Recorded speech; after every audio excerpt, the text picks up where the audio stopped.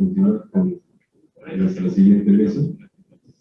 Tenemos en esta mesa al doctor Jorge Medina, al doctor Roberto Casales y al maestro Carlos Rosales, los tres miembros de esta institución. Entonces, le damos la palabra al doctor Jorge Medina. Gracias. Les agradezco nuevamente la invitación por parte de la filosofía a este evento.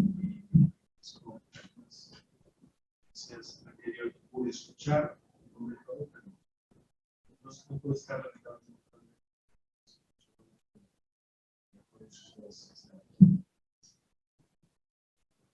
Mi aportación será sobre el logos como apertura y la búsqueda de sabiduría. El Papa Benedicto XVI se ganó en general algún buen ánimo. Ni Juan Pablo II con su gran carisma, igual que Francisco. Ni la bondad de Juan XXIII, ni la sonrisa de Juan Pablo I, ni la actitud profética de Pablo VI. Igualan a la profundidad del pensamiento del no hemos conocido muchos siglos un Papa de la altura intelectual del Papa.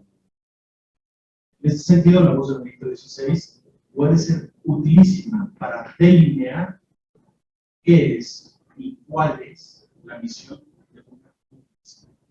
Quisiera entender qué es una universidad, cuál es su fundamento y cuál es la misión de una universidad. Punto número 1. La apertura de logos como fundamento de una universidad.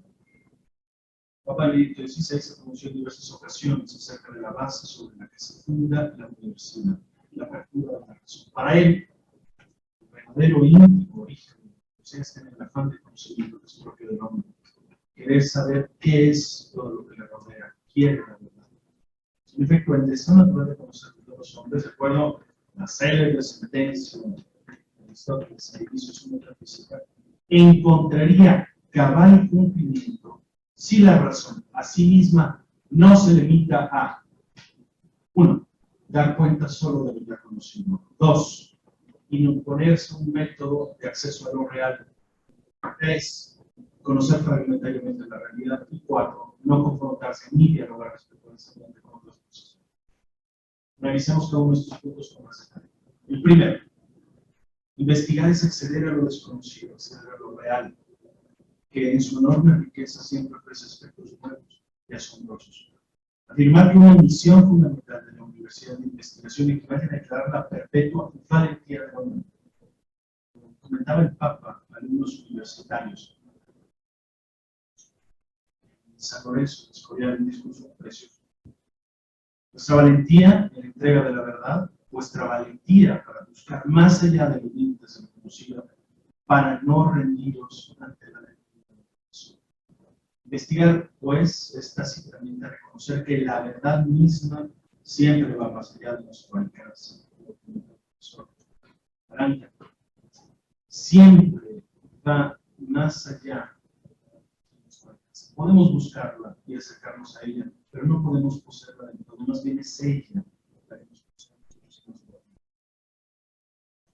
La aventura universitaria se verifica en que, lejos de construirse sobre la base del círculo de sus propias argumentaciones, está en una permanente búsqueda. El logos humanos es estudio, así es investigadora. Desarrollo científico continuo que se hereda de tradición, generosamente a las siguientes generaciones, para acercarnos cada vez más continuamente y definitivamente. Punto número 2. Pero ¿cómo abrir de par en par las puertas del logos a la verdad? Si no se reconoce que cada aspecto de lo real exige un método de aproximación propia. El pontífice criticó solo aquel tipo de certeza que deriva de la sinergia entre matemática y método empírico pueda considerarse científica. No porque dicho método no sea propiamente un camino, no es un camino válido, sino porque la tendencia a considerar verdadero solamente lo que se puede experimentar constituye una limitación de la razón humana y produce una terrible esquizofrenia ya declarada por lo que conviven racionalismo y materialismo, hipertecnología e instintividad desenfrenada. En efecto, asistimos a una época en la que la aparente reducción de todos los memorias científicos a una expresión binaria y la reducción de toda comprobación a la experimentación, que nunca laboratorio se nos está volviendo un fardo difícil de sacudir. Esto se puede palpar desde la obsolescencia de los métodos cualitativos frente a los cuantitativos en las ciencias sociales, hasta la declaratoria de no cientificidad de la filosofía o la teología. Por el contrario, para el pontífice, humanidades y ciencias son como las dos caras de una misma medalla. El Papa invitó permanentemente a volver a abrir el horizonte de la razón en toda su amplitud, lo cual implicaría ampliar nuestro concepto de razón y solución. Y aquí otra de las tareas permanentes de la universidad: protegerse a sí mismo de la cerrazón. La universidad es por esencia apertura. La apertura es exigida por la investigación y la investigación es suscitada por la verdad. Punto número 3. Sin embargo, la verdad, siendo rica en aristas, también es una. Ensanchar los espacios de la racionalidad también supone volver a abrirla a las grandes cuestiones sobre la verdad y el tiempo. Conjugar entre sí teología, filosofía y ciencias, respetando plenamente sus métodos propios y su recíproco cumplimiento, pero siendo también conscientes de su unidad. El logos del hombre, podemos decir que el logos sobre el cosmos, ciencias. También el logos sobre lo divino, sobre lo que lo trasciende. Y este intento funda una teología que es ya prolegómeno, que se consumó con la recepción del don de la fe revelada. Más aún, es también logos, reflexiona sobre el propio logos, y se nos manifiesta así, críticamente, los alcances y límites, y no es así la filosofía.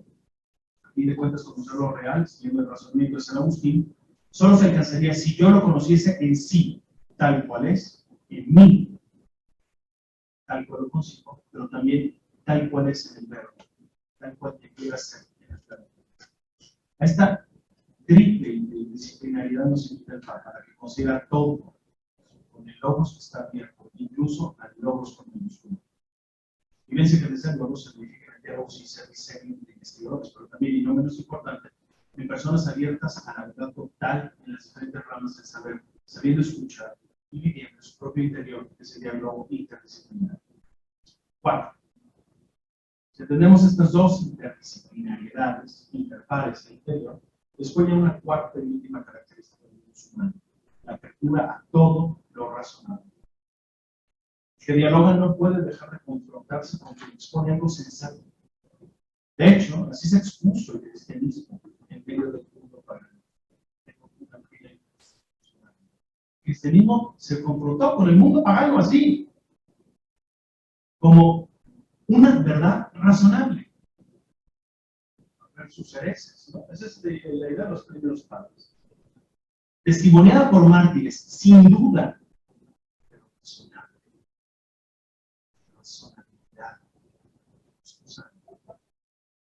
Como telón de fondo tenemos que el corazón humano, toda nuestra persona, busca la verdad. Y esta es el sumo bien. Entonces, solo una verdad que trasciende a la medida humana, condicionada por limitaciones, da serenidad a las personas, que reconstruye la sociedad entre sí. Y es esto porque la fe tiene cabida. Y es por esto que la fe tiene cabida en la universidad. Pues ella amplía el corazón de nuestro pensamiento. Es camino hacia la verdad plena, guía de un auténtico desarrollo. Sin orientación a la verdad, sino una actitud de búsqueda humilde y osada. Toda cultura se deteriora, cae en un relativismo y se pierde en el final. Si consideramos lo anterior, podremos valorar más la expresión utilizada por Benedicto al afirmar que la universidad está llamada a ser un espacio donde toma forma de excelencia la apertura.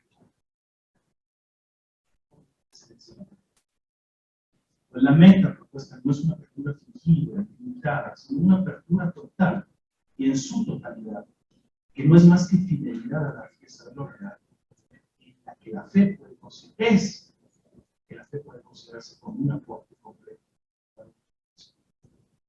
Si la apertura de logos a la verdad supone una interdisciplinaridad interior, como se ha analizado, también supone una interdisciplinaridad de la confrontación, el diálogo franco y respetuoso entre las recíprocas posiciones. Su santidad reconoce que el diálogo siempre, pero hoy, con más acuidad, es indispensable en las universidades. Y esto no solo debido al ensanchamiento del campo científico de los terapias que nos ofrece, es decir, debido a la complejidad del saber actual, sino también por el encuentro de culturas diversas que favorecen la actual globalización. Esta coyuntura histórica hace que la apertura del logos sea apertura al otro logos. La valoración de la alteridad y de la diferencia son una constante, fueron una constante en los documentos del Papa. Digamos que el binomio adhesión a la verdad y diálogo son, en el fondo, la expresión de una posición consistente respecto a la verdad. Pues si ésta es tan rica para no poder asirla desde una sola óptica, y en esto se funde el diálogo, también es tan integral para no poder asirla asépticamente. Y por eso está llamado a entrar el hombre en la totalidad al buscarlo. Baja, relaciones sociales, internacionales. Y el Papa nos ofrece una síntesis a la figura. Es verdad que solo poniendo en el centro a la persona y valorando el diálogo y las relaciones interpersonales se puede superar la fragmentación de las disciplinas derivada de la especialización y recuperar la perspectiva unitaria del saber. Las disciplinas tienden naturalmente con razón a la especialización, mientras que la persona necesita disciplinas. Segundo punto. La sabiduría como vocación universitaria. Ahora bien, la apertura del logos es hacia la verdad. Y por eso emerge la vocación originaria de la Universidad nacida como la búsqueda de la verdad, de toda verdad, de la verdad de nuestro ser, dice Benedicto. Pero ¿qué nos quiere decir el Papa cuando usa la expresión de toda la verdad de nuestro ser? Un recorrido por ciertos textos donde el pontífice aborda este punto nos hace ver que la respuesta no es simple. La riqueza de lo real también se verifica en nosotros mismos. Somos un punto que explota diferentes maneras, pero en todas direcciones. Y ante esa realidad, la universidad no puede ser indiferente. La universidad se encuentra hoy en una encrucijada de muchas acciones. Menciono dos. O la profesionalización del alumnado o la radicación del sentido de la vida en la verdad. El Papa no deslegitima la primera universidad, sino que la subsume en la segunda. Esta jerarquía de quehaceres en el interior de la universidad refleja su vocación misma. La universidad fue creada para impartir sabiduría. Dice el Papa, la tarea de un maestro no es sencillamente comunicar información o proporcionar capacitación y unas habilidades orientadas al beneficio económico de la sociedad. La educación no es y nunca debe considerarse como algo meramente comunitario. Se trata de la formación de la persona humana, preparándola para vivir en plenitud. Este es el fundamento por el cual la universidad ensancha su misión de la sola investigación a la docencia de la tutela. Una universidad no es meramente un instituto de investigación, es una institución más ambiciosa. La investigación tiende al conocimiento, mientras que la persona también necesita sabiduría, es decir, ciencia del saber. La apertura del nuevo sano real, incluso en medio de una interdisciplinaridad dialogante, se hace desde la autenticidad. A la par de la búsqueda de toda verdad, está la búsqueda del bien. Y esta obligación no solo atañe al individuo en cuanto tal, también a las ciencias que están llamadas a defender siempre al hombre y promover su búsqueda del bien auténtico. Una de las definiciones más bellas que el Papa nos ofrece en las universidades por su misión es cuando afirma que ellas están llamadas a ser laboratorios de humanidad. Ofreciendo programas, cursos que estimulan a los jóvenes estudiantes no solo en la búsqueda de una cualificación profesional, sino también en la respuesta a la demanda de felicidad, de sentido, de plenitud, de ánimo, de intención.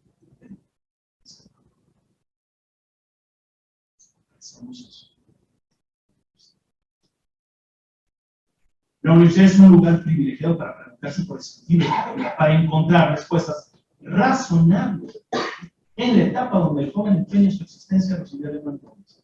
Sin duda, detrás de estas líneas, como detrás de muchas otras, el Papa muestra su herencia agustiniana de ese por ella. Porque el corazón está inquieto, busca la plenitud. Y esta época universitaria se razona naturalmente, maduramente, sobre todo lo razonable, en una comunidad de profesores y alumnos, en la época de la inquietud. Si la docencia y la cultura académica son mudos frente a los interrogantes existenciales de nuestros estudiantes y solo cualifican técnicamente el individuo, Ahí no hay universidad, ahora somos un instituto. Por tanto, lo primero, no somos solo un instituto de investigación. Segundo, no solo somos un instituto. Voy acabando. Sin embargo, la consecuencia de la infidelidad que afrontamos las universidades anterior no es solo una falta de coherencia respecto al fin de una formación integral, como si esta falta repercutiese solo en un aspecto que el joven pudiera suplir por otros medios. O sea, no tuve formación integral en la universidad, lo suplo con amigos o grupos sociales intermedios, o la familia, o la parroquia. No. La cobardía de las universidades por una apuesta decidida a la formación integral engendra individuos tristes. En uno de los textos papales que a mí más me conmovió, dice Benedicto XVI: el hombre quiere conocer, quiere encontrar la verdad. La verdad es ante todo algo del ver, del comprender, de la teoría, como le llamo la tradición griega. Nunca es solo teoría. Al establecer una correlación entre las finanzas del sermón de la montaña y los dones del Espíritu Santo, que se menciona en Isaías 11, continúa la cita. San Agustín habló de una reciprocidad entre ciencia y tristicia. El simple saber, el mero saber, produce tristeza. Quien solo ve y percibe todo lo que sucede en el mundo, acaba por este mundo es razón suficiente para eliminarnos de tristeza.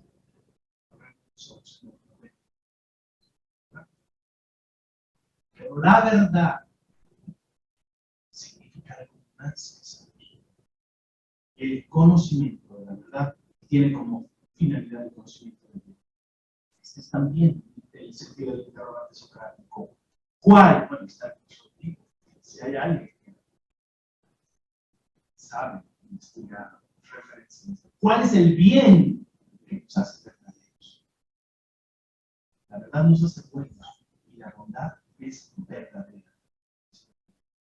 El Papa puede nos invita seriamente a todos los agentes universitarios a sopesar el conocimiento sin sabiduría ante la sabiduría con conocimiento.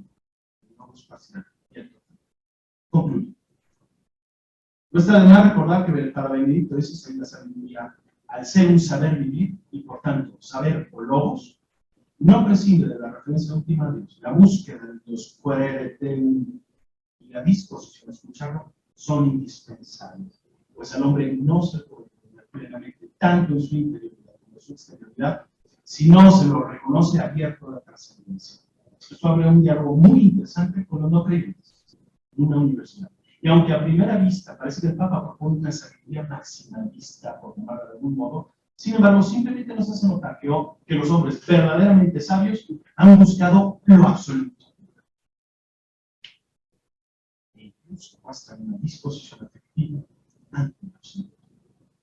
Se comprende más fácilmente esto cuando vemos que la Universitas Medieval nació al interior de la Iglesia y por tanto constituye un esfuerzo por abrir el logos a la fides. Y es en esa iglesia donde se ha distinguido entre la sabiduría del mundo y la sabiduría de Dios. Y ambas son diferentes. El Papa, no obstante, llama a la apertura, invita a introducirnos a todos, creyentes y no creyentes, en el atrio de los creyentes, donde la búsqueda sincera de toda verdad y el diálogo respetuoso harán surgir frutos para todos. A los creyentes les invita a dar mayor testimonio y a rechazar cualquier práctica religiosa, desviada, fanática o impositiva. A los no creyentes al examen reflexivo sobre la propuesta de un saber vivir, que es el último término.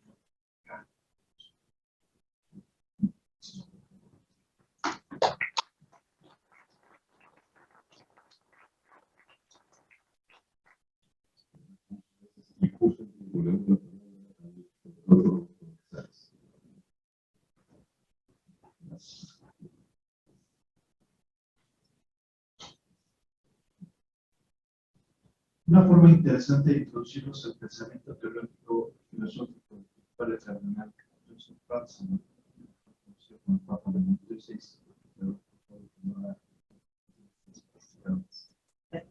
consiste en confrontar su propuesta con algunos autores que marcaron el contexto cultural hebreo Este es el caso particular de Gianni Vattimo, filósofo feminista postmoderno, que se caracterizó por defender, según Bouchot, una ontología hermenéutica debilitada por el sentido de la interpretación, así como también por articular una lectura del cristianismo desde su pensiero de mundo.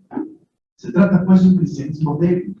De acuerdo con Vattimo, se opone al cristianismo de la Iglesia Católica, principalmente en lo que respecta a su insistencia, todavía de la encíclica en los Caritas Est, en la inseparabilidad de la caridad con respecto a la verdad, entendida como un signo de que la Iglesia de todas formas siempre tiene nostalgia de su propia condición de mayoría, en la cual puede hacer valer para todos la verdad, así como ella considera que la posee por uno. Dado que todo pensamiento fuerte en objetivismo conduce a diversas formas de autoritarismo y violencia, como se hace patente, según Vattimo, a lo largo de la historia de la Iglesia, es necesario que el cristianismo débil asuma el mensaje evangélico como principio de disolución de las pretensiones de verdad. Ser esto, según San Pablo, implica ser llevados a la deriva y ser andeados por cualquier viento de doctrina, una descripción que es muy actual, ya que tal y como se aprecia en la medida del Cardenal Ratzinger 18:5, enviado durante la misa por el Guillermo, misa con la que se daría inicio al confirmo, con la que se daría directos de San Juan Pablo II. ¿Cuántos vientos de doctrina hemos conocido durante estos últimos decenios? ¿Cuántas corrientes ideológicas? ¿Cuántas modas de pensamiento?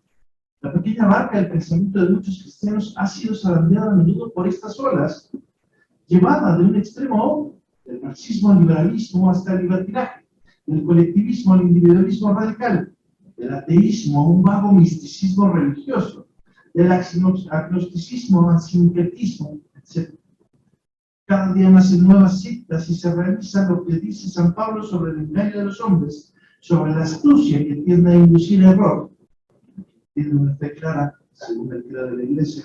A menudo se le aplica la etiqueta del fundamentalismo, mientras que el relativismo, es decir, dejarse llevar a la deriva cualquier viento de doctrina, parece ser la única actitud adecuada a los tiempos actuales. Se va constituyendo una dictadura del relativismo que no conoce nada como definitivo y que deja como última medida solo el propio yo y sus antojos. Así, mientras que el cristianismo débil de Vattimo apuesta por la disolución de todo criterio de objetividad, bajo la creencia de que el auténtico mensaje evangélico sitúa la caridad por encima de toda pretensión de verdad, vimos que la crítica de Ratzinger a la dictadura del relativismo nos conduce a lo contrario, esto es, a reivindicar la relación entre ambas. Esto se hace particularmente patente a lo largo de las 3 encíclicas que publica durante su pontificado, de los Caritas Est, Salve, Caritas y Veritate. Esta última encíclica, tal y como pretende mostrar a lo largo de este mensaje, supone esta dictadura del relativismo de la posmodernidad y por ende también la intención de debate. Para ser de la caridad y la verdad, dos ejes que articulan otros elementos fundamentales de la doctrina social de la Iglesia.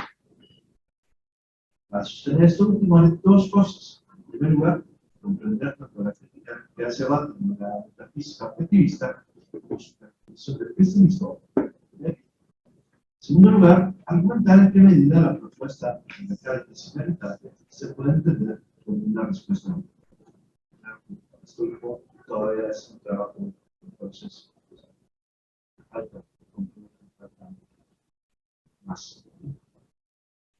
Como sugiere Fernández Labastida, la raíz misma del pensiero de Vattimo se encuentra en el convencimiento de que toda forma de pensamiento que pretende estar fundada directa o indirectamente sobre una verdad última y definitiva es pensamiento fuerte que se manifiesta siempre como una forma velada o manifestada de violencia. Para Vattimo no queda ni la menor duda de que esto es lo que ocurre con todas aquellas pretensiones metafísicas de tipo objetivista, las cuales presuponen adecuación o correspondencia a un dato objetivo presente.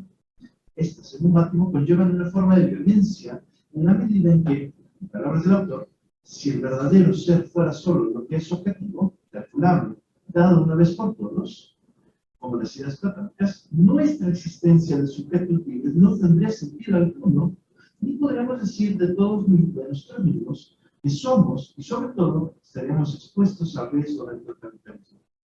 La razonable en consecuencia es renunciar a las categorías fuertes de la tradición en favor de una ontología débil que reconozca y acepte según Wolpe y debe ir en su practicidad sin adjudicarle un sentido que lo presenta y sin ponerle formas, categorías o esquemas interpretativos fuertes que terminarían inevitablemente por inhibir el fin.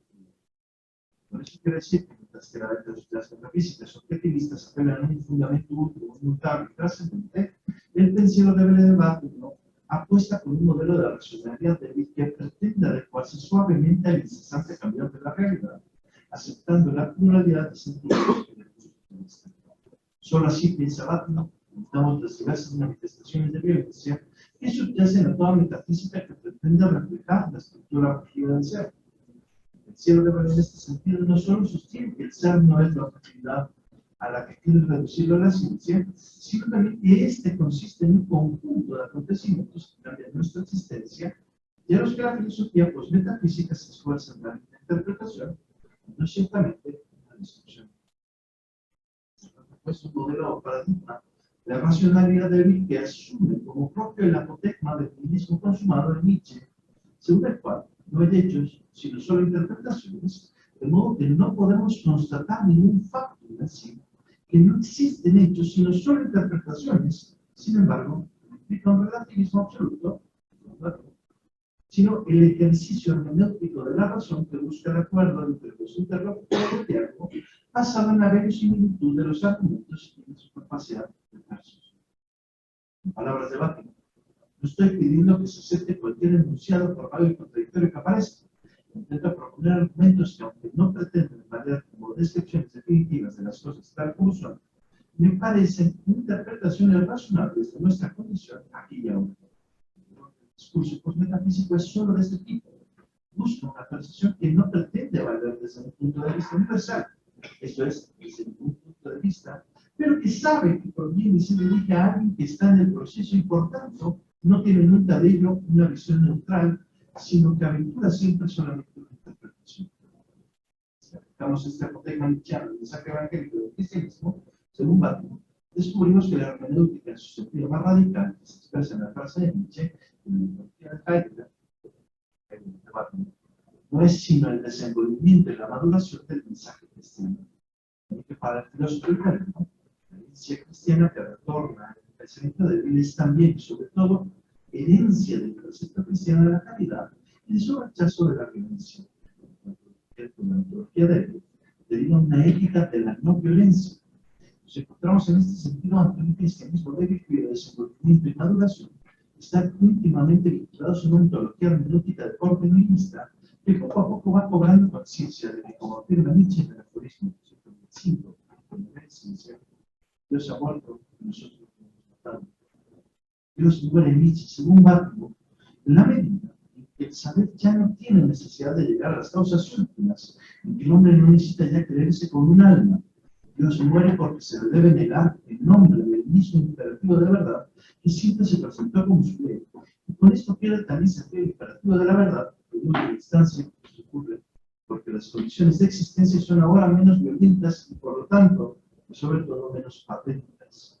Aquí en esta situación de superfluo de los marcos últimos está la raíz del nihilismo consumado.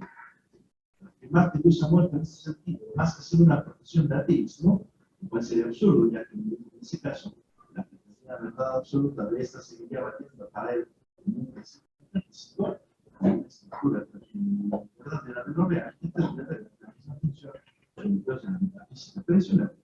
Sería que existe un fundamento último capaz de servir como asidero particular la totalidad de lo real.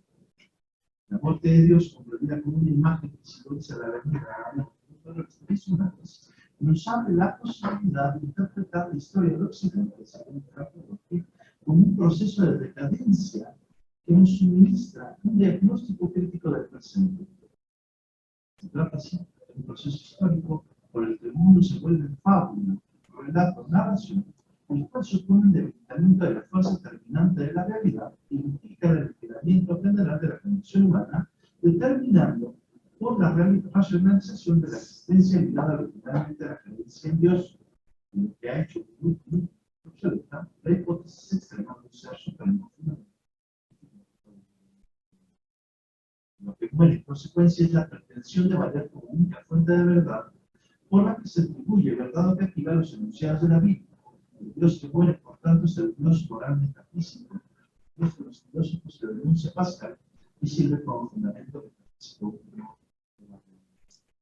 No obstante, aunque la muerte de Dios, el Dios moral metafísico, es un efecto de la religiosidad, sin embargo, se sigue con la disolución de la metafísica, renace la apertura de la experiencia religiosa y nos permite reinterpretar el mensaje evangélico a la luz de la historia de la salvación.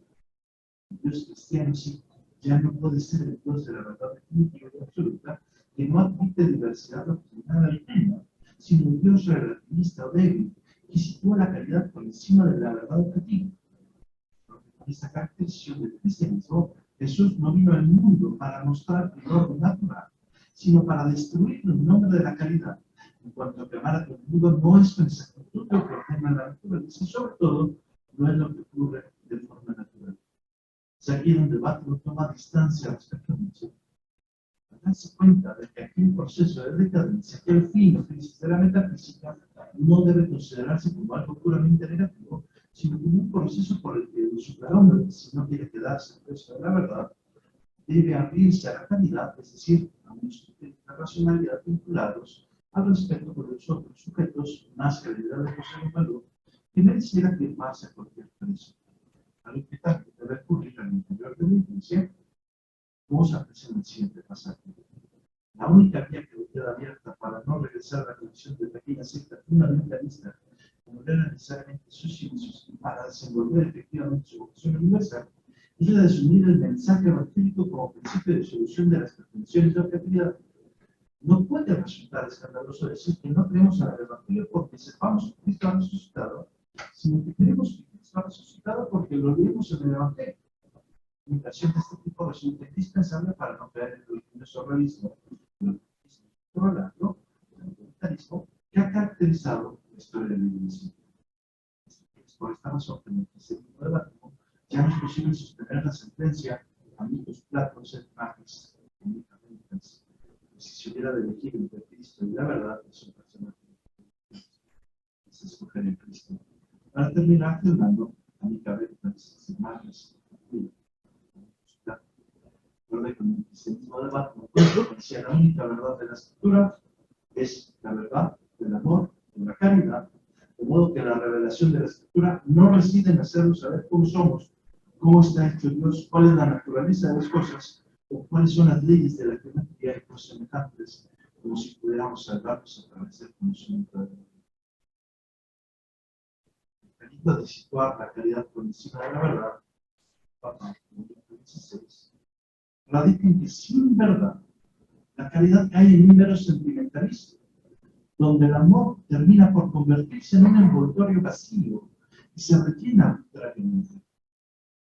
Para Benedicto XVI, como se aprecia efectivamente en Caritas y Veritas, en un cristianismo de caridad sin verdad, como el que propone Bátimo, se puede confundir fácilmente con una reserva de buenos sentimientos provechosos para la convivencia social, pero marginales, en cuanto que hacen que la caridad quede destruida de los proyectos y procesos para construir un desarrollo humano de alcance universal, como el diálogo entre saberes y operativos.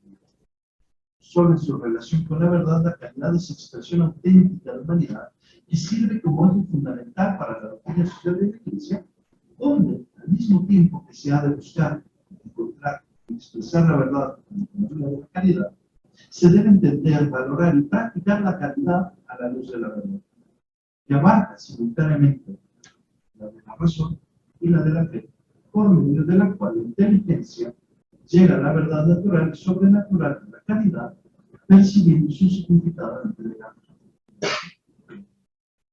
No es raro que en el cristianismo, en consecuencia, el sacramento de la caridad conlleve que el Señor se hace comida para que el hombre, hambriento de verdad y libertad, esto es, para el hombre hambriento de verdad y libertad, esto es, hambriento de la verdad. Establecer este vínculo entre verdad y caridad, tal y como se aprecia en su conversación con Peter Siegel, Benedicto XVI es consciente de que en nombre de la verdad se ha llegado a la intolerancia y la crueldad, Una tesis que por más que comparte con Fátima, no por ello implica que cae en el sospechosismo que subyace en su pensiero verbo. Benedicto XVI, sin embargo, no solo se opone al cristianismo débil de este último, sino también a la dictadura del relativismo y a todas aquellas propuestas filosóficas que sostienen la incapacidad del hombre para alcanzar la verdad. De que en su opinión sea preciso tener la osadía de decir sí, el hombre debe buscar la verdad, es capaz de la verdad, en cuanto que esta nos muestra aquellos valores constantes que han hecho grande a la humanidad. Esto último, según Benedicto XVI, es el contenido central del Evangelio de Juan, el cual nos dice que la verdad no puede imponer su dominio mediante la violencia, sino por su propio poder. Jesús testigo ante Pilato que es la verdad y el testigo de la verdad. De modo que solo le resta defender la verdad a través de su oración. La verdad del cristianismo está íntimamente relacionada con la caridad, de modo que es indispensable rechazar cualquier intento de fundación de la violencia, es algo que podemos ver con facilidad en la opción por el logos que Benedicto XVI hace patente en su discurso en la Universidad de Ratisbona del 12 de septiembre de 2006. La opción por el logos, como una tesis central que se encuentra a lo largo de sus estudios de teología, implica que la fe cristiana, que se caracteriza por desafiar al hombre a que se pregunte por el fundamento de la totalidad, no va en contra de la razón. Se trata pues de una fe que se encuentra íntimamente relacionada con la razón y el conocimiento y la alianza. Es posible alcanzar una auténtica Aufklärung, que sin embargo no puede fundarse en cualquier visión de la racionalidad ni tampoco en cualquier visión de la vida. En efecto, esta Aufklärung supone que Dios, entre Dios y nosotros, entre su eterno espíritu creador y nuestra razón real, existe una verdadera analogía en la que ciertamente, como dice el cuarto concilio de Letrán, en 2002, las diferencias son infinitamente más grandes que las semejanzas, pero sin llegar por ella a morir. Es en esta analogía, acuérdate con este discurso, donde se hace particularmente patente la relación entre la verdad y la caridad, ya que en palabras de Benedicto XVI, Dios no se hace más divino por el hecho de que lo elegimos de nosotros con un voluntarismo puro e impenetrable, sino más bien, el Dios verdaderamente divino es el Dios que se ha manifestado como logos y actuado y actúa como logos lleno de amor por nosotros. Ciertamente el amor, como dice San Pablo, rebasa el conocimiento y por eso es capaz de percibir más que el simple pensamiento. Sin embargo, sigue siendo un amor. Algo semejante se aprecia en el verbo de Domingo, donde afirma que aquel Dios Logos que existe realmente desde siempre, y que desde siempre el mismo es Dios, es un Dios que se nos da a conocer como un misterio de amor infinito en el que el Padre expresa desde la eternidad su palabra en el Espíritu Santo. Es así que los seres humanos, en cuanto creados a la imagen y semejanza del Dios amor, solo podemos comprendernos a nosotros mismos en la acogida del Verbo de la docilidad a la obra del Espíritu Santo. Decís que también se hace presente en Caritas y Veritate, donde afirma que los hombres destinatarios del amor de Dios se convierten en sujetos de caridad, llamados a hacerse ellos mismos instrumentos de la gracia para difundir la caridad de Dios, para tratarles de caridad. Necesito más caridad. El texto del cual yo pasé de conclusión. Simplemente decir por aquí va.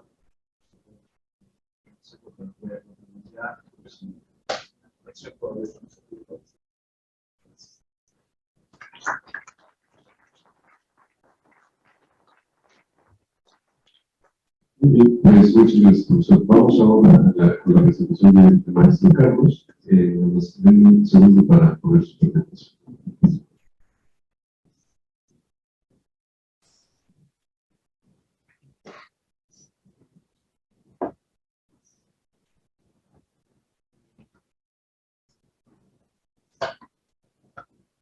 Bueno, buenas tardes, agradezco la invitación a este panel. La temática que voy a tratar es, pues, cómo Ratzinger aborda la cuestión del Dios, específicamente, pues, del Dios cristiano. Espero la presentación, si no, pues, problema de la representación.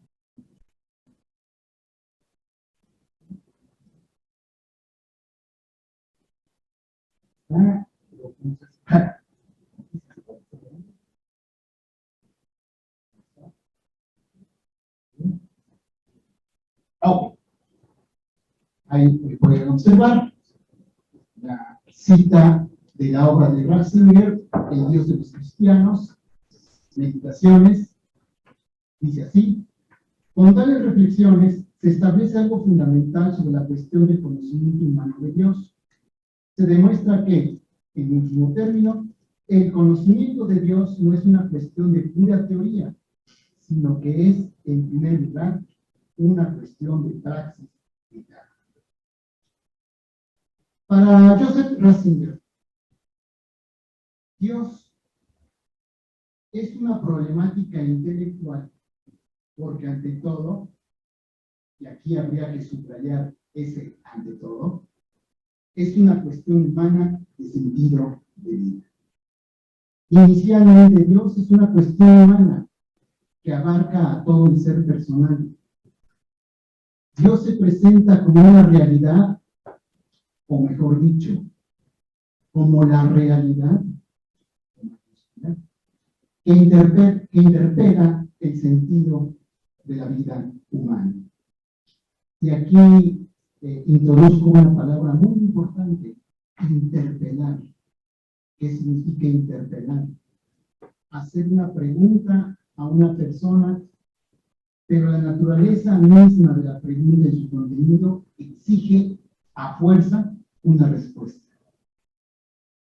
Aunque esa persona ignore la pregunta, se dé de vuelta y mande volar, eso es una respuesta a esa pregunta. Dios, como cuestión humana, interpela a la vida humana en un sentido absoluto. Desde una perspectiva de la fe, esto se comprende porque, pues siguiendo el Génesis, el hombre, el ser humano, está hecho imagen y semejanza de Dios. Al estar hecho imagen y semejanza de Dios, pues surge en el ser humano un deseo de Dios. Deseo que Dios responde presentándose como una realidad interpelante. Y secundariamente, y aquí cuando se dice secundariamente no quiere decir que no tiene importancia, pero en un segundo momento derivado, tiene la cuestión intelectual. Dios se presenta, interpela al ser humano, el ser humano le puede decir que sí, le puede decir que no, y al mismo tiempo Dios se presenta como una realidad que exige ser reflexionada intelectualmente. El deísmo racionalista de los siglos XVII y XVIII planteó la cuestión al revés. Dios es una cuestión humana porque ante todo es un problema intelectual. Y así el racionalismo filosófico, también contemporáneo, hacía de Dios un elemento del dinamismo cognitivo humano que le permitía a ese dinamismo cognitivo humano conocer gracias a la ayuda de Dios. En el pensamiento kantiano, en la crítica de la razón pura, Dios queda como un a priori de la razón. Por otra parte, y parafraseando la obra de Kant, entre estos siglos, el problema de Dios se quiso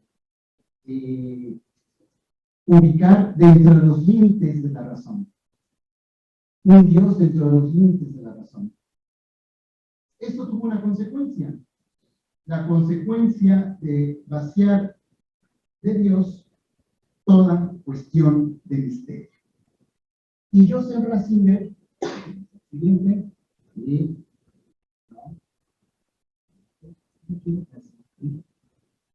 bueno,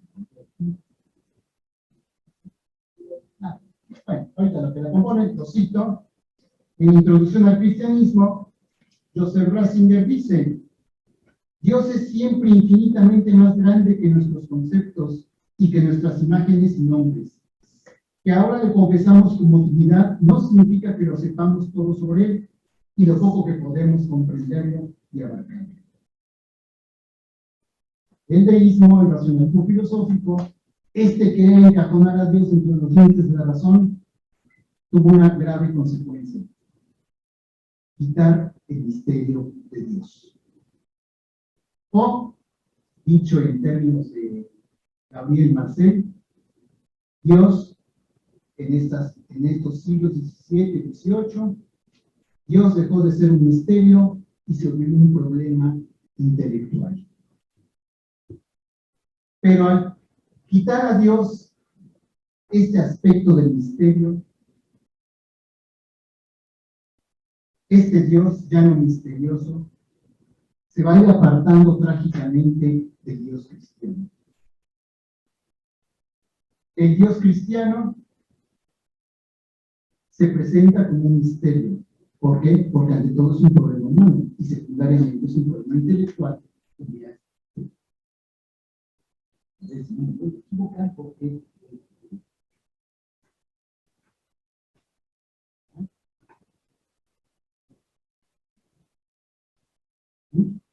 como que no quiere pasar. ¿No es visto la derecha? Si hay. Dicho esto, sin embargo, señala Ratzinger en otra parte del cristianismo, hay que subrayar también, junto con la oscuridad, la claridad de Dios. Desde el prólogo de Juan, el concepto de logos, que ya los anteriores ponentes han hablado de él, ocupa el punto clave de nuestra fe cristiana en Dios. Logos significa razón, inteligencia. El Dios que es logos nos garantiza la racionalidad del mundo, la racionalidad de nuestro ser, la adecuación de Dios a la razón, aun cuando su razón supere infinitamente a la nuestra y a menudo nos parezca oscuridad. El Dios del Génesis es un Dios que crea por medio de su palabra, palabra que manifiesta pensamiento, que manifiesta inteligibilidad. El prólogo del Evangelio de San Juan, el Logos que estaba con Dios, que se hizo carne. Ratzinger insiste mucho en que la religión cristiana tiene este aspecto de inteligibilidad. La religión cristiana es profundamente inteligible. Es profundamente inteligible porque Dios, una de sus características es la inteligibilidad. Claro está, esta inteligibilidad supera en mucho la razón humana y por eso se presenta como misterio, se presenta como oscuridad. No porque Dios en sí mismo sea oscuro, sino porque la razón humana es limitada. Pero esta limitación de la razón humana no nos debe de llevar a divorciarla de la inteligibilidad divina o de logos divino.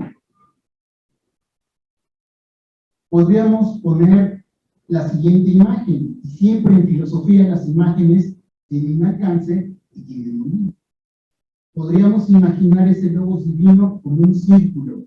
Claro, sería un círculo infinito, ¿verdad? Y aquí viene la limitación de la comparación. Un círculo. Y hacia adentro de ese círculo, un punto que es el logos humanos, la inteligibilidad humana.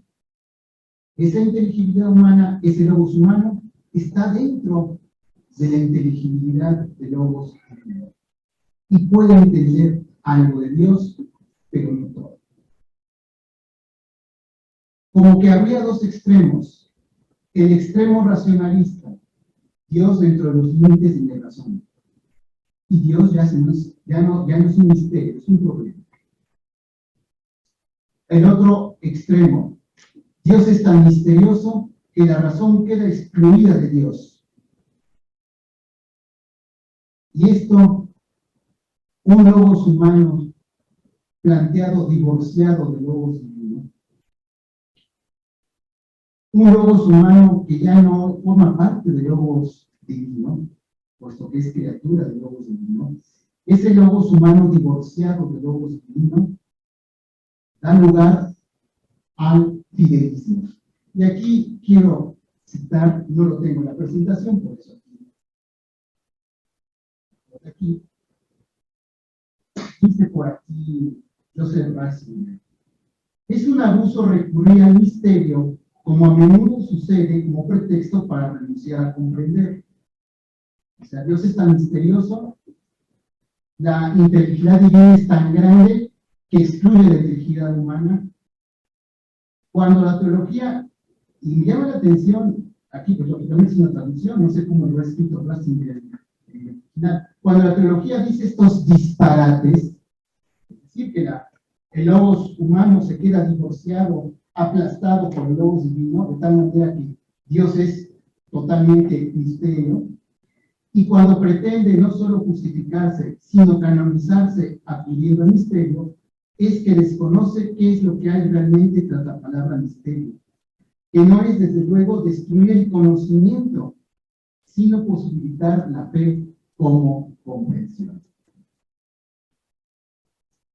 Históricamente, había documentado que en el siglo XVII y XVIII estuvo esta percepción racionalista de Dios, Dios se vació del misterio, y esto tuvo consecuencias.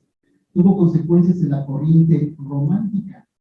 En la corriente romántica, aparte de que ya tendió un panteísmo, alejándose ya mucho del Dios personal, aparte de esto, la corriente romántica exagera en el aspecto religioso la cuestión del sentimiento. Creo en Dios porque lo siento, aunque sea ilógico. Como que vemos en la historia de la cultura un primer momento racionalista y viene el otro momento irracionalista. La cuestión de Dios reducida a puro sentimiento. Ratzinger, pues, nos exhorta, todo esto que acabo de voy leyendo de su libro, en sus libros, nos exhorta a un justo medio. Dios es misterio porque la inteligibilidad sobrepasa la inteligibilidad humana, pero no la aplasta. La inteligibilidad humana está dentro de la inteligibilidad divina y puede entender algo, claro, muy poco. O como diría Santo Tomás, perdón, es que me puse yo mismo en el alma, como diría Santo Tomás, conocemos de Dios más lo que no es que lo que es. Y pues también pasó el caso de Roberto, habría mucho que decir, de hecho en el libro que se está preparando, aquí lo tengo, habría mucho que decir, no los voy a aburrir más, 2 minutitos. Joseph Ratzinger, aquí en el libro Introducción al Cristianismo, yo no funciono con la tecnología, ahí está. Constata ahora sí que su planteamiento con la historia. Prosiguiendo esta larga historia, el cristianismo primitivo decidió y llevó audazmente a cabo una elección purificadora. Optó por el Dios de los filósofos frente a los dioses de las otras religiones, cuando se planteó el problema de cuál era el Dios de la fe cristiana, si Zeus, Hermes o Dionisios o cualquier otro. La respuesta fue esta: ninguno de esos, ninguno de los dioses que vosotros adoráis, sino única y exclusivamente aquel a quien no dirigéis vuestras oraciones, al Dios supremo, el Dios del que hablan vuestros filósofos. Y es interesante en este libro, Introducción al Cristianismo, que Ratzinger retoma esta situación en parte de confrontación y en parte de armonía de cómo se dio el cristianismo con la cultura griega. En la cultura griega, Ratzinger retoma esto, había el teos político, adorar al dios de la ciudad como deber civil, o bien adorar al César como dios. Estaba el teos mítico de las religiones que abundaban ya en esa época. y estaba el teos de los filósofos, de Aristóteles, Xenófanes, Platón. Con los dos primeros, pues hubo confrontación, ya lo decía Jorge Medina, con el teos político incluso hubo sangre, con el teos mítico, pues hubo una discriminación, los cristianos son muy simpáticos, se acomodan a todo, pero menos cuando hablamos de nuestros dioses. Cuando hablamos de nuestros dioses, los cristianos se apartan porque adoran a un único Dios. Y con el teos de los filósofos, sí hubo armonía entre el Dios de los cristianos y el Dios de los cristianos. Ya, para no quitarles más tiempo, Joseph Ratzinger hace un buen tratado en donde él dice, el teos de los filósofos daba una explicación al mundo muy compatible con la noción de creación, pero el teos de los filósofos no era un principio religioso, era un principio filosófico. Cuando este teos de los filósofos entra en armonía con el teos cristiano va a aportar ese aspecto religioso. Es decir, ese aspecto de que ese teos filosófico se acerca al teos cristiano y le suma este aspecto religioso. El teos cristiano da sentido absoluto a la vida, no solamente un sentido absoluto a logos humano, sino también un sentido absoluto. Como decía Ortega y Gasset, la claridad es cortesía del filósofo, tal vez yo no sea filósofo, pero espero haber sido claro. Gracias.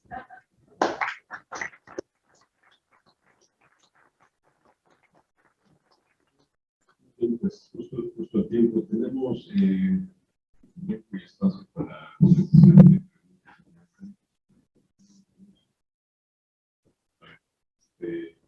ver.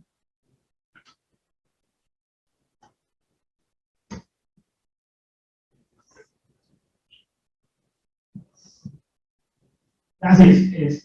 Por alusiones personales nada más, de lo que decía George, ¿no? Creo que coincidimos, en el fondo coincidimos, ¿no?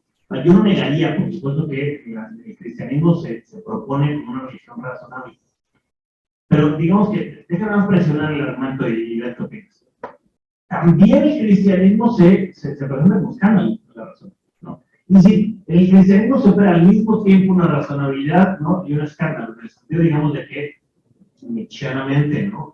Se está volteando, digamos, el universo valoral, ¿no? En el que se movía. Entonces, en ese sentido, digamos, sí es cierto, ¿no? Plantea, digamos, de esa verdad, pero no es más bien, digamos, que el problema, digamos, es esta división estricta que hacemos, por ejemplo, entre Cáritas y verdad, todo ese tipo, digamos, de categorizaciones que hacemos, que más bien el gran problema, digamos, es dato, que todos esos se funden en Cristo. La gloria de Cristo, digamos, lo que hace es encarnar todo eso. Y no hay división, ¿no? De eso.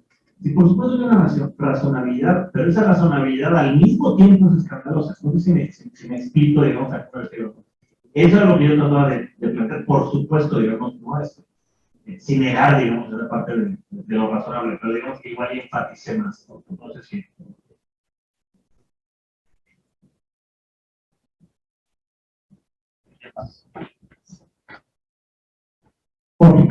Oye, una cita que siempre me ha hecho, no ruido, pero sí me inquieta, y es de Eclesiástico, y hay otra de Eclesiastés. La primera es Eclesiastés 1, 2, 4, me parece, y dice, todo conocimiento es vano, todo esfuerzo es vano. Ya si lees el libro completo, y te metes a las notas de las explicaciones, te hace la aclaración, todo esfuerzo por adquirir conocimiento fuera del amor de Dios. No, me parece que ahí está la clave. Y luego en el Eclesiástico 3, 21, 29, es no pretendas lo que rebasa tus fuerzas, porque lo que te ha revelado ya suficiente es. Entonces nos habla por una búsqueda honesta de la verdad, pero me parece que nos está marcando los límites de hasta dónde llega. Esto, ¿cómo se interpreta a la luz de una universidad católica? donde pues, está la formación humanista, pero también hay ingenierías, ya hay contabilidad, ya hay finanzas. No, a ver, yo creo que señalas un punto valiosísimo, ¿no? Y incluso Carlos lo pone. Si el logos divino es insondable, y creo que los sabios o los libros sapienciales tienen esto claro, ¿no? Los ámbitos de Dios aventajan en los nuestros, y no hay nada nuevo que podamos. Es pretencioso que el humano se coloque en el lugar de Dios, ¿no? Los libros sapienciales son muy humildes, y creo que esa es una verdadera sabiduría. Útil incluso en una universidad del siglo XXI. No obstante, hay una ventaja que el cristianismo aportó frente a cualquier otra religión que se presenta igualmente razonable. Es decir, no creo que haya un mercado de lo razonable. Hay un plus que el cristianismo dio que ninguna otra religión ha dado. Y el profesor Neve lo podría decir mejor que yo, pero digamos, el Evangelio de San Juan no solo Dios es logos, ¿no? El Hijo es palabra, sino logos en sarx gent. Y el verbo, en la palabra, se hizo carne. El Dios de los musulmanes no se encarnó. El Dios del budismo no se ha hecho carne. Si hay un principio de comunidad, allende el logos, que no solo somos imagen de Dios por el logos, sino que el logos se hizo imagen de lo, permítame este uso de una propiedad, pero es el verbo el que se hizo uno de nosotros, carne. Y eso da un principio de comunión enorme. Por tanto, la verdad revelada por el cristianismo fue revelada por Dios mismo, hecho hombre. O sea, el cristianismo porta una verdad, digamos, la tradición que nos viene es el mensaje de Dios aquí. No transmitimos una verdad que hemos especulado de unos a otros. Hemos transmitido las mismas palabras del Señor de la historia, que un día en este mundo las pronunció. Ese sermón de la montaña. Y abriendo la boca, habló. Esa es la verdad que portamos. En vasijas de barro, dice Pablo, San Pablo. Pero portamos algo más de una comprensión. No solo es, como decía Guardini, no solo es una cosmovisión cristiana, portamos, nos hemos transmitido unos a otros verdades sobre el hombre y su felicidad, dichas por el Salvador. Y eso al cristiano lo pone en una posición diferente que al apóstol musulmán o al apóstol budista. Nosotros portamos la verdad revelada. Y eso apasiona, favorece también, o sea, de ser indigno. Pero eso coloca al cristiano en una posición. Y a una universidad católica le coloca en una posición distinta. Muy humilde, porque nos sobrepasa siempre la sabiduría de Dios. Y es insondable, y es misterioso. Pero no obstante todo, le dio para aportar, para transmitir. Porque en ello se juega la felicidad. Entonces, es donde el logos humano se sabe portador de una misión salvífica, que no viene de él. Y sin embargo, que Dios nos hizo instrumentos. Y eso hace distinta a la Iglesia Católica. La hace casi apostólica, bueno, la hace apostólica en buen sentido, y humildemente apostólica, pero apasionadamente apostólica. Creo que eso da un giro distinto al magisterio de una universidad católica, a la investigación en una universidad católica. Pero, comenta, ese es Juan 1.14. Y en Juan 1.17 se complementa lo que estás diciendo. O sea, la ley llegó por Moisés, pero por Jesús nos llega la verdadera gracia. Entonces, vino, nos dijo, y la gracia nos da la capacidad de entender.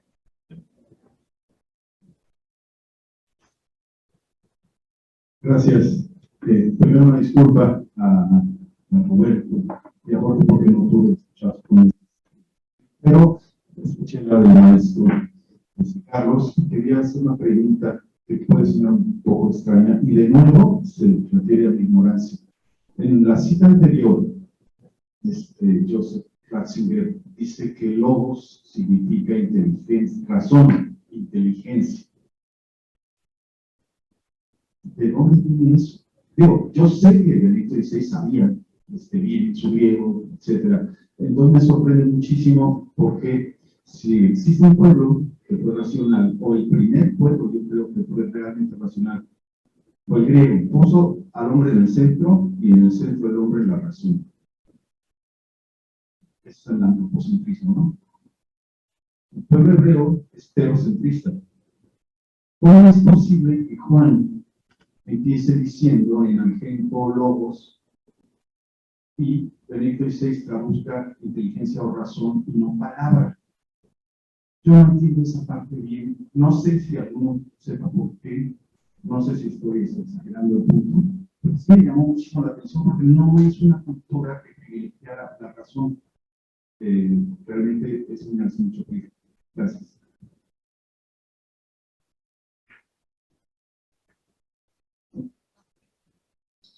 Bueno, aquí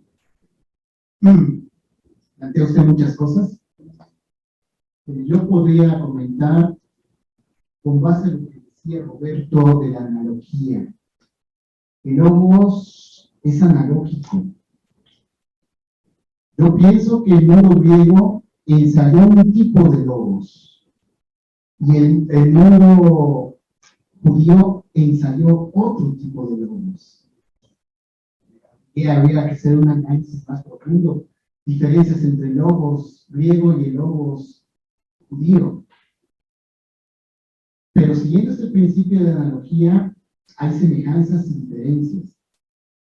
Entonces, quien escribió ese magnífico prólogo en el Evangelio de San Juan, encontró, me parece, un justo medio para enlazar los dos logos. Claro, el que escribió el Evangelio de San Juan tuvo que repensar mucho la noción de logos. Sería absurdo y caricaturesco decir que el logos que dice San Juan es solamente razón, es solamente pensamiento. No, no, es eso y mucho más. Es la persona del verbo. Y la persona del verbo no está peleada, no está confrontada con un buen uso de logos griego. Por eso es que encuentro, y bueno, Ratzinger no haber tiempo mental, Ratzinger lo hace muy bien, como ese teos filosófico entró en armonía con el teos cristiano. Y de hecho, bueno, aprovechando su pregunta, más adelante, Ratzinger, cuando habla de la Santísima Trinidad y cómo los intentos de una formulación comprensible de la Santísima Trinidad, él dice, bueno, estos elementos vienen de la filosofía griega, sustancia, esencia, persona, pero en la filosofía griega son como balbuceos de lo que es el teos cristiano. Y llama la atención la palabra balbuceo. ¿Qué pasa con el... si vemos por qué utiliza esa palabra y nos confrontamos con el niño? Vemos al niño que balbucea. El niño que balbucea no dice bien la palabra. Lo dice, la van a aprender a decir en cuanto que oye a sus padres. Entonces, es lo que pasa. El teos, el logos griego con el teos griego, balbuceó el nombre de Dios. Preámbulo, si no me acuerdo, dijo el doctor Medina por ahí. Preámbulo. Pero solamente a la luz de la revelación, a la luz del logos divino, ese preámbulo casa, ese teos filosófico casa con el teos cristiano. Yo podría responder. Si alguien tiene una respuesta mejor, pues aprenda. Sí, gracias. Sería para el doctor Jorge Medina. Bueno, me parece muy interesante este planteamiento que hace sobre logos como apertura.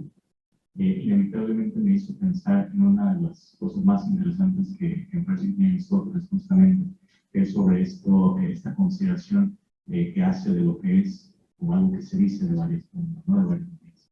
Y no solo lo que es, sino el de sí mismo también tendría diferentes formas, ¿no? O sea, cada una de ellas, como dicen, con, de manera propia, el modo de ser específico.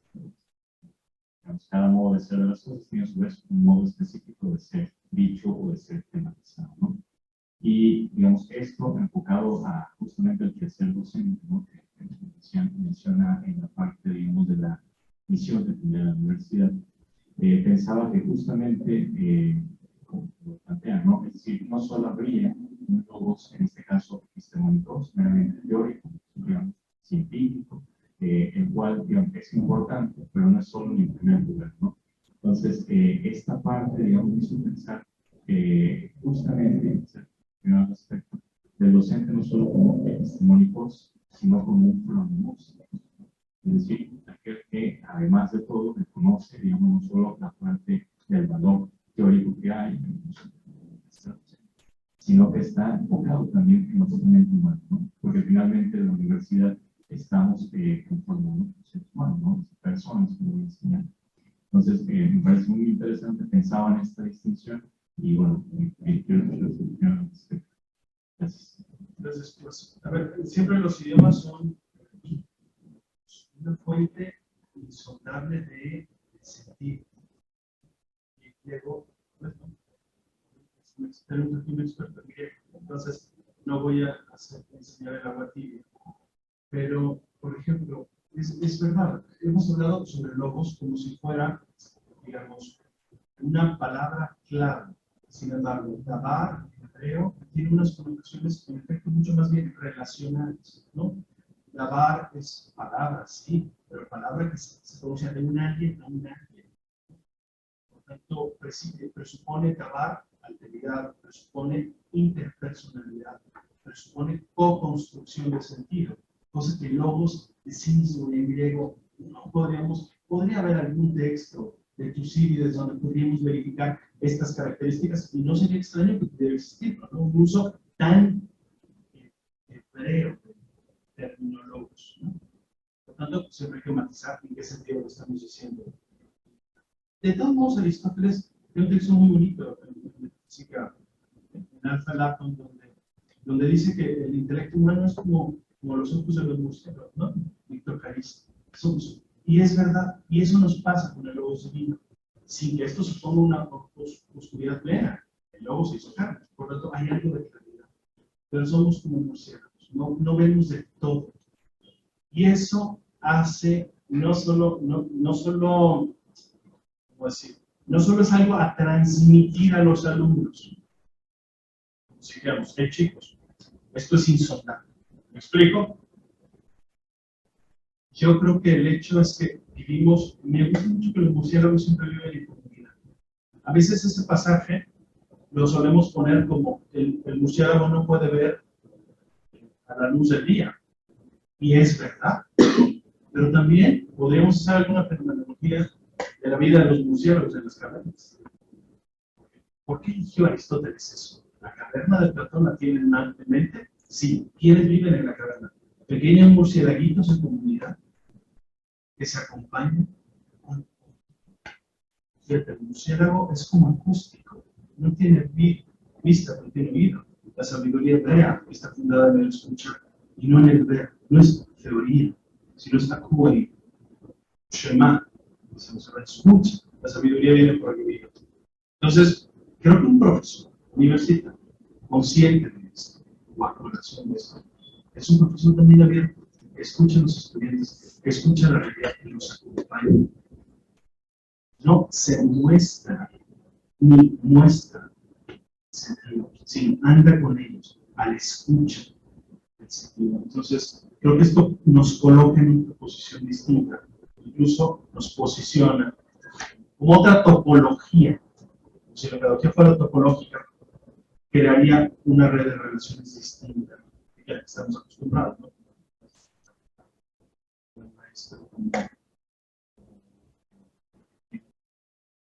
más bien el que la profesa, por su profesor, y el otro la escucha, y juntos escuchan grabar la palabra de Dios y andan en ese camino sin nunca alcanzarlo, ¿no? Creo que lo acústico de los murciélaguitos puede también introducirnos a otra docencia.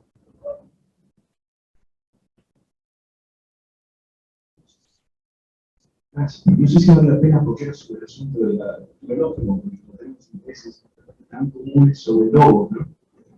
Quizá una alcance sobre la palabra, ¿no? Porque así como Ratzinger señala, me puso con toda razón, que hay una elaboración filosófica de la noción de Theos en Grecia, que Ratzinger, desde el punto de vista de la solución, considera providencial para que Europa pudiera acoger el mensaje hebreo, cristiano. Algo similar pasa con la noción de logos. Es decir, si uno toma cualquier diccionario elemental, el de Pavón, cualquiera de esos, logos tiene dos columnas de indicación de un diccionario escolar. O sea, quiero decir que es una palabra que se usó de muchísimas maneras y no siempre igual a lo largo del tiempo.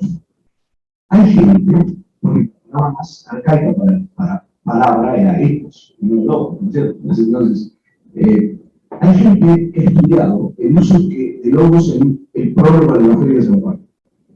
Yo acá no puedo pronunciar, solo voy a decir cuál es mi estado de conciencia respecto a sus estudios eruditos. Hay mucha gente que rastrea ahí un uso histórico de los sonidos, no un uso arcaico. Ese uso histórico, además, a su vez, es una recuperación del uso lácteo de los sonidos, una relación secreta entre el lácteo y los estoicos. Claro, en la época de San Juan, el estoicismo es filosofía dominante en muchos casos. Entonces, la idea histórica es que ese es un verbo, una razón cósmica universal. ¿Por qué aparece eso ahí al comienzo? Porque mucha gente, teólogos que hacen escritura, sospechan conexiones históricas, ¿no? No un uso general griego de logos. Porque logos, el uso general griego puede significar proporción, puede significar originariamente reunir cosas, ¿no? Compararlas. Entonces ahí parece haber, como también en la tradición histórica, está el himno Aqueantes, que es el primer y único texto griego donde se canta la voluntad de Zeus, que todo lo ha hecho. Evidentemente lo que San Pablo, lo que Juan hizo ahí, es hablar en el lenguaje que se podía entender. Porque si no, ¿de qué les está hablando? ¿No? Más o menos como cuando dijo, les traigo el Dios que hay. Y de todos nosotros no, ese que ustedes dicen que no saben el nombre, que adoran al desconocido, ese es el que yo les traigo, ¿no? Había que buscar un punto de inserción. Es un alcance puramente histórico.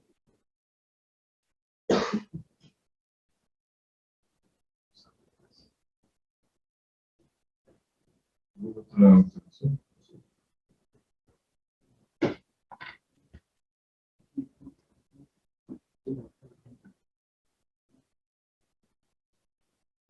Bueno, la pregunta es para el profesor Casares, pero creo que también el profesor Medina podría contestar.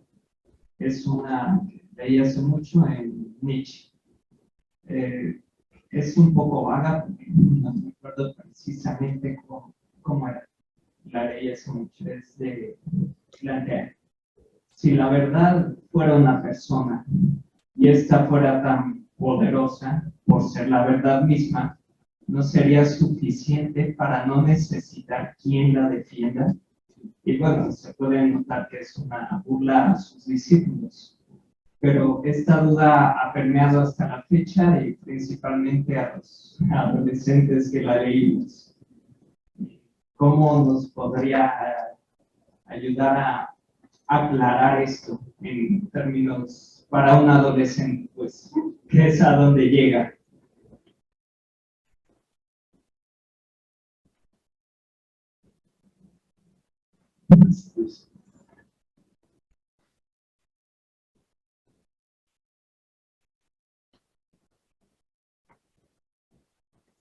Bueno, puedo intervenir. La verdad es poderosa, como decías otra vez, poderosa. Si la verdad fuera Ah, una persona, no necesita que lo diga. Claro. Se dice, Aquí hay que tomar en cuenta al sujeto que recibe esa verdad. ¿Qué disposición tiene? Y esto es interesante, ¿ok? Tenemos una verdad que se hace persona, es muy poderosa, pero ¿qué disponibilidad tiene el sujeto a quien se le predica esa verdad? O cómo está, utilizando la imagen del sembrador, cómo está esa tierra que recibe la semilla. Puede haber una receptividad que no sea receptividad por diversas razones. Y entonces, ahora sí que no es que la verdad no diga nada, no le dice nada a él por su disponibilidad. Ahí yo creo que en razón del sujeto a quien se le predica esa verdad y su disponibilidad, puede ser un camino a responder a esto. Y por ejemplo, es que estamos escuchando todas las intervenciones Ok, el logos, la verdad. En el encuentro académico, desde luego es un encuentro académico en donde tiene que predominar esto de la razón, el carácter inteligible, pero hay una condición previa, una condición que posibilita este sentido de amistad entre el profesor y los alumnos. Si no hay ese sentido de amistad, no puede haber aprendizaje. Entonces, tratando con relación a lo que preguntas, si no tengo una disposición de amistad con la verdad, me sirvo. Es los pecados contra el Espíritu Santo. Es lo que puedo decir. Oye, yo añado rapidísimo una cosa antes del profesor Casales. No sé si la verdad antes precisa apologetas que mártires. Porque podríamos ponerlos al mismo nivel. ¿Quién defiende la verdad? ¿O quién da testimonio?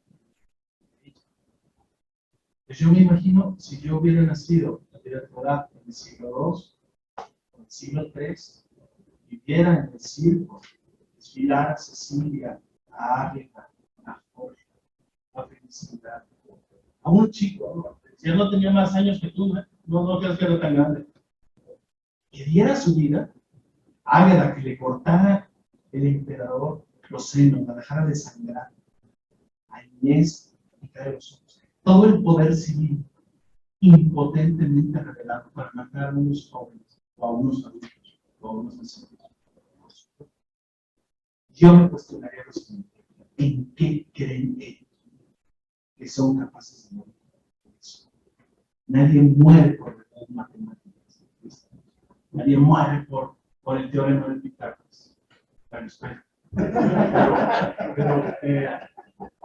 Pero ver a ellos debió ser una conmoción racional. Los mártires son una interpelación a los no creyentes, que suscitan algo que Dios después obrará.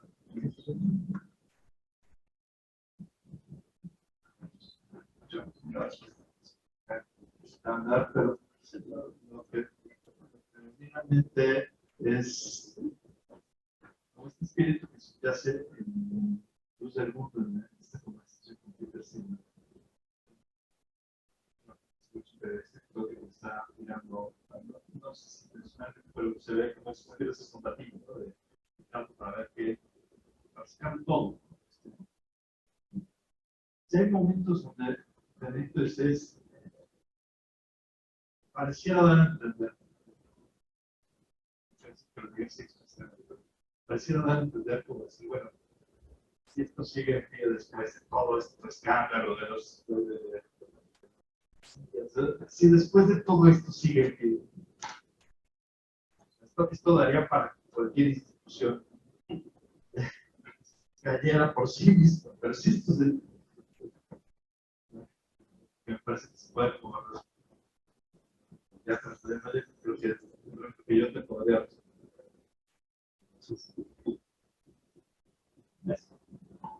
Muy bien, pues con esto cerraríamos nuestra mesa y no sé, profesor Casales, si usted quiere comentar algo más. Pues nada más agradecer, creo que es lo único que se debe hacer, agradecer la paciencia, agradecer a los que están todavía en estas alturas, después de 2 días seguidos. Muchísimas gracias a todos.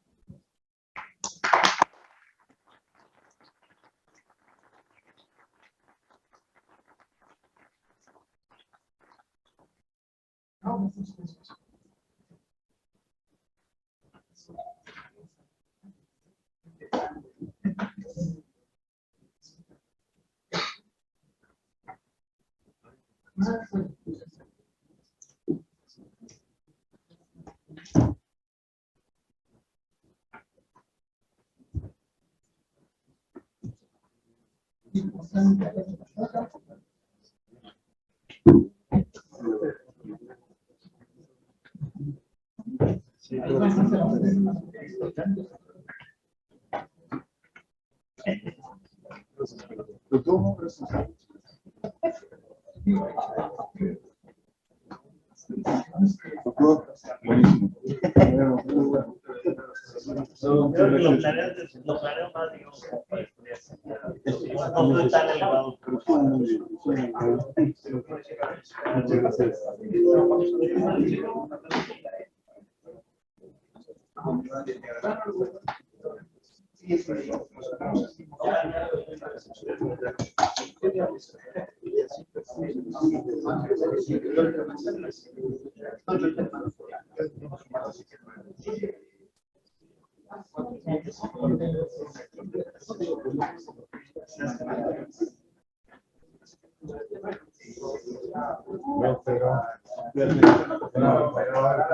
Mañana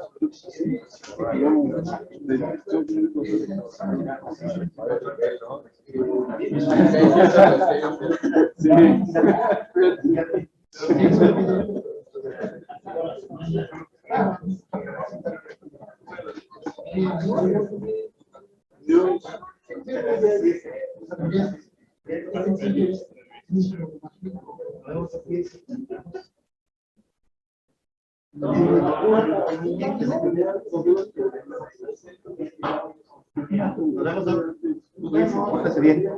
Igualmente.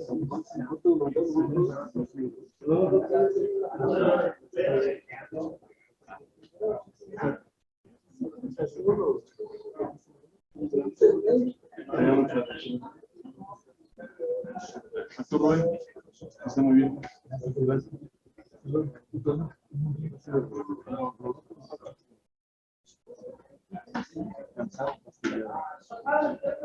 Tengo un dolor de cabeza por las 8 de la mañana.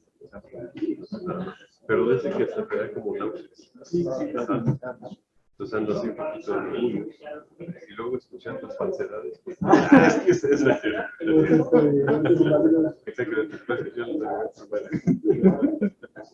No es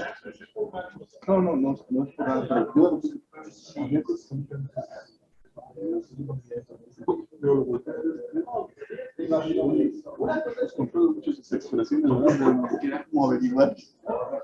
Pero cuando estoy ahí, cuando estoy a veces así en público, de vez en cuando sí hago expresiones, pero sí trato de controlar, porque las expresiones son un poco de argumento.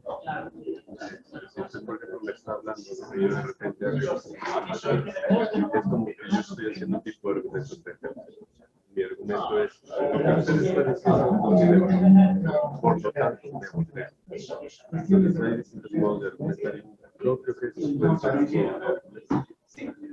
a veces a mí se me hace más difícil hacer eso. Porque a veces no me exactamente.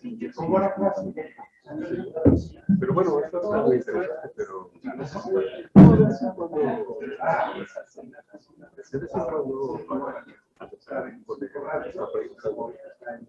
pueden decir no es que sea esencialmente pasadas o que sea pero que sí tiene que haber no, eso son esencialmente excepciones.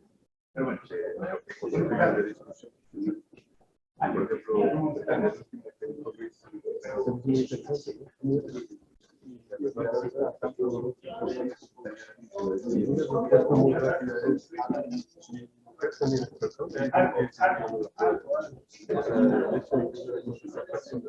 no quiere decir que por lo tanto necesito defensa, sino que me ven a mí negociando y ustedes dicen, no, es el persona, ustedes dirían, no, esto porque es persona, es que necesita una defensa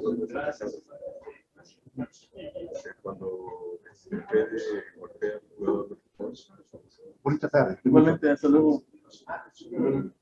Cuando Fede llega y en lugar de quitarle el balón lo golpea, lo toquea. Imagínense que dijéramos, como esa persona no necesita defensa. Me decían, no, más bien esto porque esa persona y está siendo atacada, necesita. Y eso sí es tan poderoso. Correcto, pero entonces ahí el argumento pues, no debería ser porque es persona, sino porque es un en ese caso tal vez, pero si la objeción creo que es muy fácil. Bueno, no sé qué piensas. Sí, o sea, pues sí. Pues sí. Alguien tiene un libro de el de Más allá del bien y el mal. Que lo dice, creo, en segundo o tercer capítulo. Pero no me acuerdo exactamente cómo iba. Algo así parecido. Pero resulta en el poder de que es verdad. Sí, somos la verdad. Es una cosa muy interesante en este tipo de eventos. Yo entiendo por la naturaleza de eventos que hay muchos. Por ejemplo, lo que es un libro puede significar todo. Nosotros estamos súper interesados. Con el tema no se puede.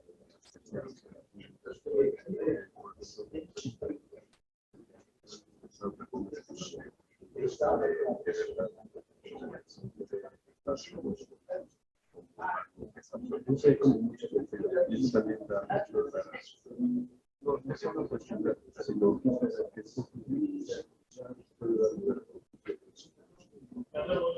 yo escucho estudiantes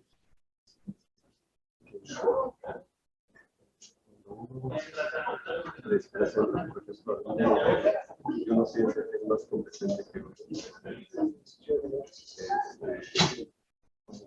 se cierran un poco porque piensan que no es la verdad. Porque es como, ¿por qué me viene a decir eso si no es la verdad? Yo tengo la piel,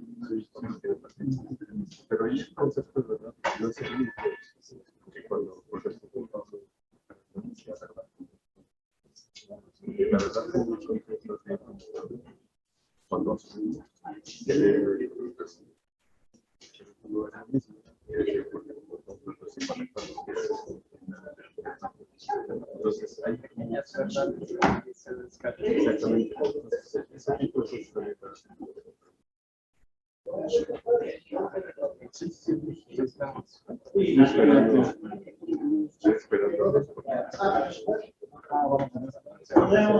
Eso es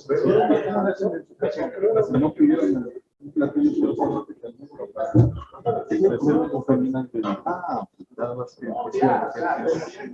no está pensado para personas pero en cierta manera sí, y hasta trae uno se arma el platillo se puede pero sin luego troleando se listan los ensaladas muy responsabilidad de disciplinares y los hacer la discriminación. sí, a ver, bueno, no sé si lo voy a pero lo que pasa es que se supone que se viene a varios. O sea, por ejemplo, y el tema va a ser distinto. En este caso, digamos, coincidió que yo después trabajando y la idea era como beneficiar a los estudiantes en un proyecto que se tenga como más alcance, pero a lo mejor lo que o sea, fue eso que consiguió que fuera estos 2 años a lo mejor, incluso si a lo mejor no, porque no estoy dando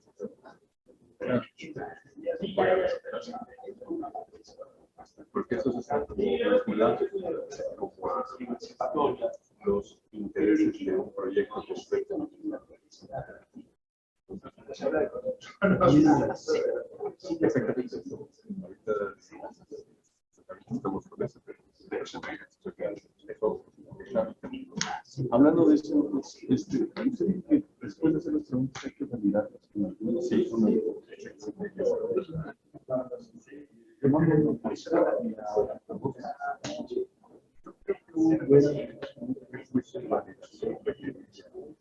a mí no, ¿sabes por qué no? Porque como yo estoy metido en conocer, yo voy a estar cercado. Para evitar el sesgo, yo recomiendo al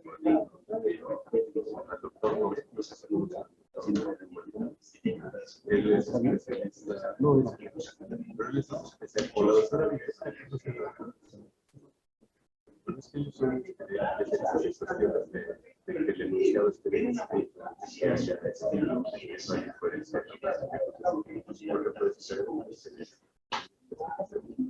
con respecto a alguno de ellos dos después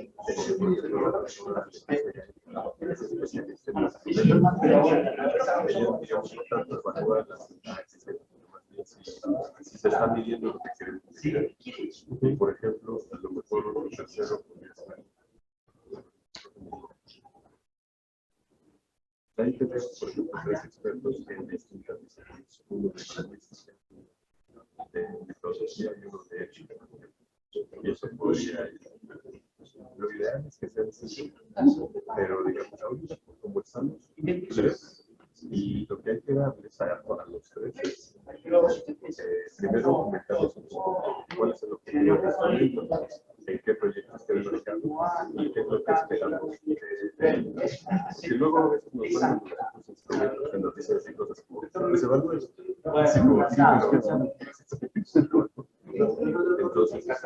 usted dice, por ejemplo, este instrumento forma parte de nosotros de la investigación de la que tiene una cosa. Con nosotros.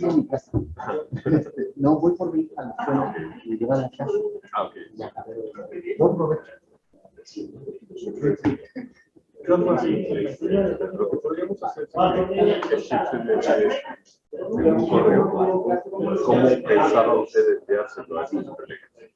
Y si quiere yo le devuelvo los correos de estos colegas para que usted directamente comunique con cada uno. Pero no se los envía como multiplicar. Mándale uno por uno, porque cada uno de ellos tiene un expertise distinto.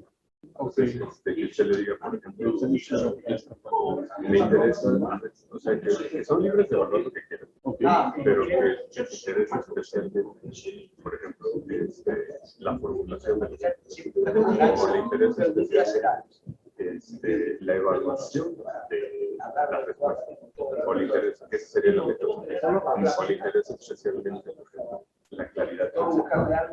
Ahí, por ejemplo, los que no se parecen, algo así. Para tener también para que yo tenga como evaluar, pues, que tiene que precisar algo.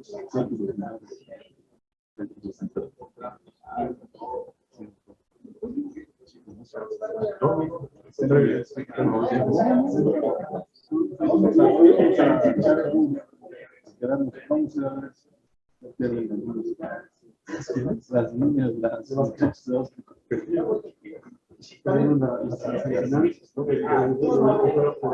Por el tercer lugar. ¿Y dónde está el pueblo? Aquí. Cerca. Es esto de que leemos lo que nosotros manejamos. ¿Quién es TEC de Monterrey, Monterrey. Estado de México. Y en ahorita Tigres son de Nuevo León.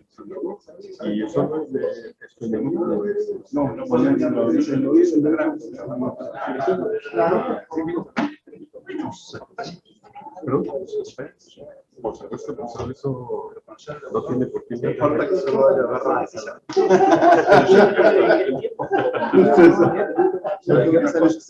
Muchas gracias. Sí.